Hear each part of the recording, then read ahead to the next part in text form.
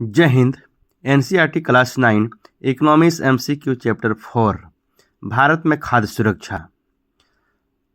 अभी आप एग्ज़ाम में जो बोर्ड एग्ज़ाम हो रही है उसमें एमसीक्यू क्वेश्चंस और सब्जेक्टिव क्वेश्चंस पूछे जाते हैं। तो पहले हम लोग आइए देखते हैं एमसीक्यू क्वेश्चंस, उसके बाद सब्जेक्टिव क्वेश्चंस देखेंगे। पहला क्वेश्चन है, लक्षित सार्वजनिक वितरण कब प्रारंभ किया गया? इसका आंसर है बी, 1997 में। भारत में खाद्य सुरक्षा के दो घटक कौन कौन से हैं?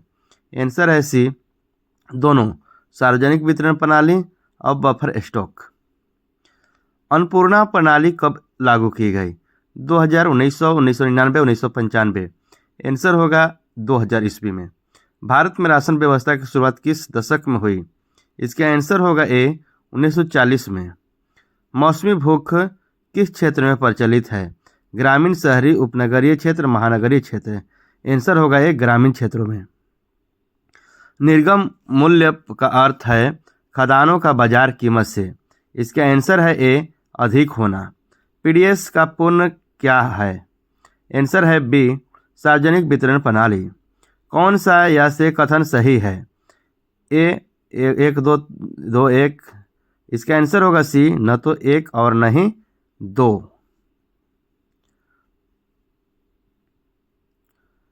एफसीआई का पूर्ण रूप क्या है? आंसर है बी, भारतीय खाद्य निगम।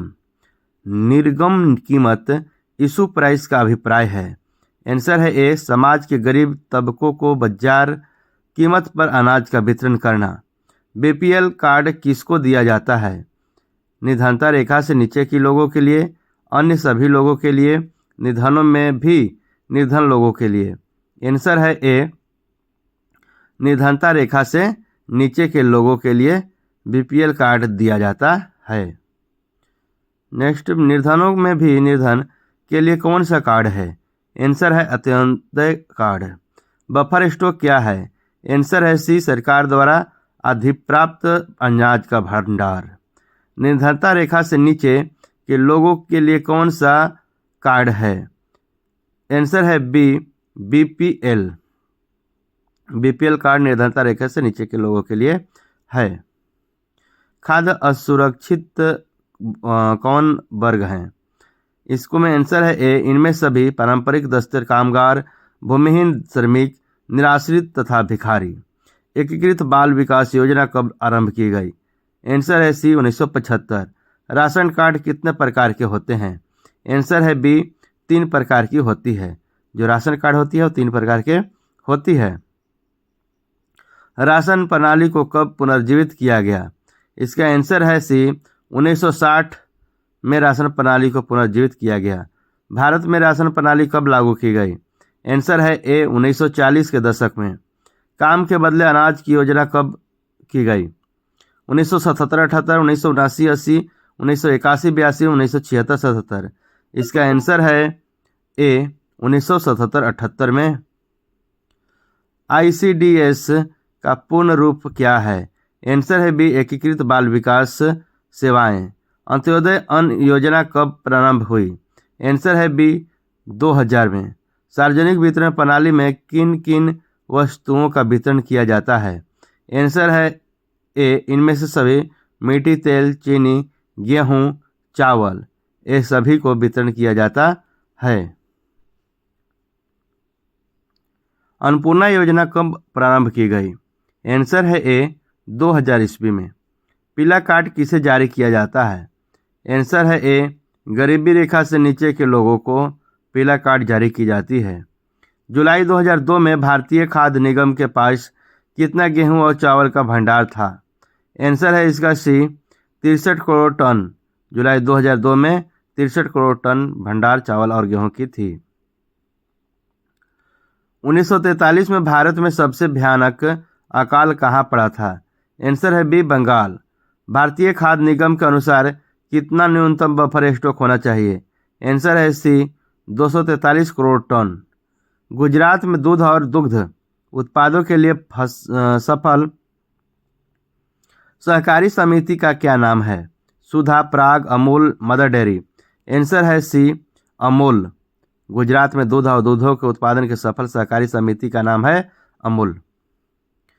दिल्ली में कौन सी सरकारी समिति दूध तथा दूध उत्पादों को उपलब्ध कराती है? आंसर है ए मदर डेयरी। भारत के उस योजना जिसमें गरीबों में सबसे गरीब लोग आते हैं? आंसर है ए अंत्योदय अन्न योजना। गुजरात में दूध और दूध उत्पादों में प्रसिद्ध सहकारी समिति का नाम है? आंसर है D Amul, Amul dairy. Next questions,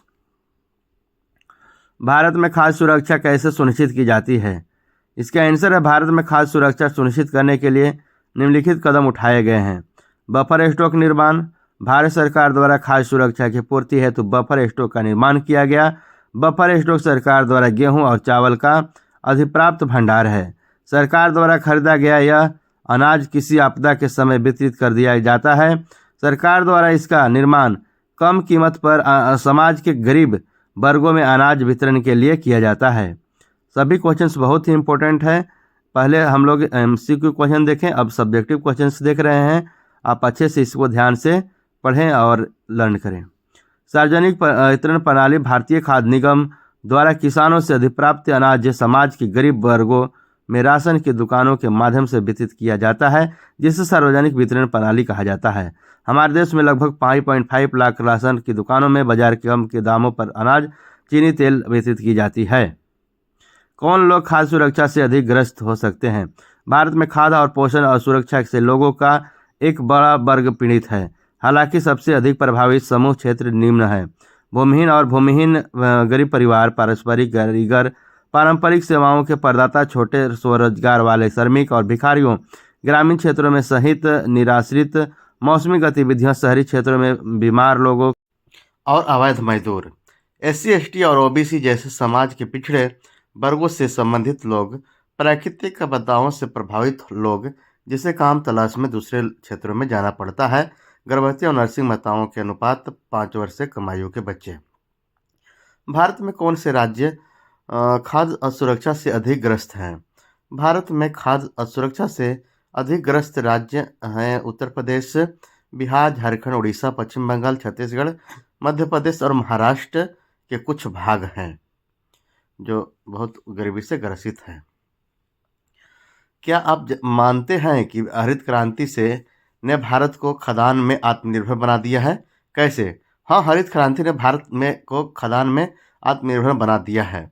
उत्पादन में वृद्धि 1960 के दशक के उत्तरार्ध में हरित क्रांति में ने भारतीय किसान को बीजों की अधिक उपज देने वाली किस्मों HYVS की खेती से परिचित कराया। HYVS रासायनिक उर्वरकों और कीटनाशकों के साथ मिलकर ने खाद्यान्न शेष गेहूं और चावल की उत्पादकता में वृद्धि की, जिससे भारत की खाद्यान्न आत्मनिर्भरता पर मदद मिली। आयातों पर नियंत्रण हुआ, खाद्यान्नों के प्रति विदेश पर निर्भर था।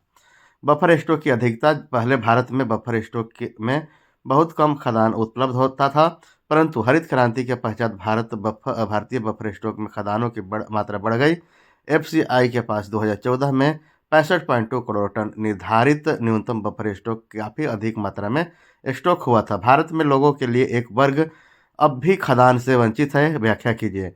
आज भी भारत में गर्भवती तथा दूध पिला रही महिलाओं तथा 5 वर्ष से कम उम्र के बच्चों को बहुत बड़ा हिस्सा खाद्यान्न से वंचित है। इसके अतिरिक्त देश के कुछ क्षेत्रों में आर्थिक रूप से पिछड़े हुए, जहां गरीबी अति आवश्यक प्राकृतिक आपदाओं से प्रभावित होते हैं तथा वहीं खाद्यान्न से वंचित भी है। जब कोई आपदा आती है तो खाद्य पूर्ति पर क्या प्रभाव होता है? आपदा के समय खाद्य आपूर्ति बुरी तरह से प्रभावित होती है, जैसे कि किसी प्राकृतिक आपदा जैसे सूखे के कारण खाद्यान्न की कुल उपज में गिरावट आती है। आपदा के समय खाद्यान्न की पैदावार में कमी आने से कीमतें बढ़ जाती है। आपदा यदि अधिक विस्तृत क्षेत्र में आती है अथवा अधिक समय तक बनी रहती है तो भुखमरी की स्थिति उत्पन्न होती है। आपदा के समय खाद्यान्नों की कमी हो जाती है, जिससे जमाखोरी एवं कालाबाजारी की स्थिति उत्पन्न हो जाती है।